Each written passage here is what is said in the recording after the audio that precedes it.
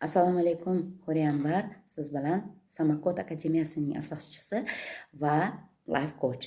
Endi esa men aynan Samakod deganda sizda tug'ilgan kun, oy, yilingiz bilan ishlayman va bu sizda energetikangiz, ular manfiy va musbatda keladi va sizdagi energetikalarda shaklan ko'rinishini aniq aytib va siz manfiy yoki musbat tomondamisiz, qanaqa kodlaringiz bor, qanaqa energetikangiz bor, ular qanaqa shakllarga ega, qanaqa fe'l atvoringiz bu sizni bu dunyoga, yer olamiga bu energetikani taqdim etishingiz aynan sizniki keladi. Qarangki, reja tuza olasiz, niyat qila olasiz, orzu qila olasiz, lekin hayotda sistema bor. Organizm sistemasi, ong sistemasi, hayot sistemasi.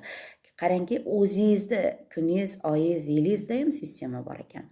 Va bu aynan katta bitta matematika ekan. Bir-birini bir-biriga qo'shsangiz, sizda aynan hayot kodlaringiz, sistemalaringiz kelib chiqar ekan.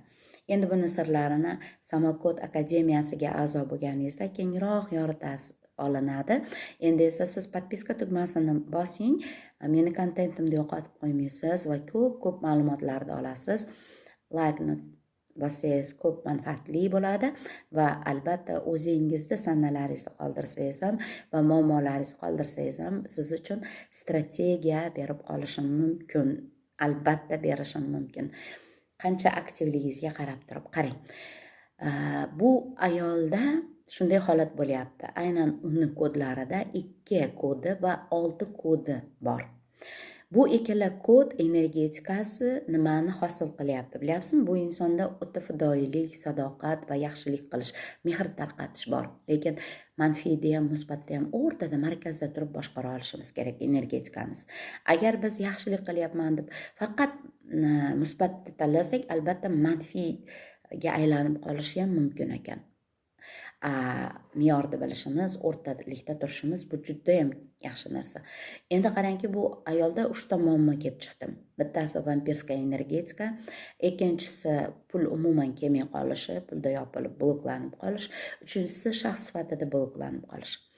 Vampirskaya energetika nima degani? Siz jamiyatga, ishxonada juda ham keraksiz, lekin aynan premiyalar olish kerak bo'lganda, oyligingiz oshish kerak bo'lganda unutilib qolasiz.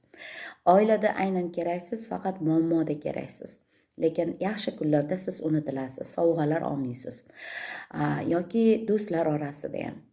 Bu vampirskaya energetika. Siz aynan ularni qutqarasiz, sizda energiyangizni ular so'rib turadi. Ikkinchisi bu pullarda.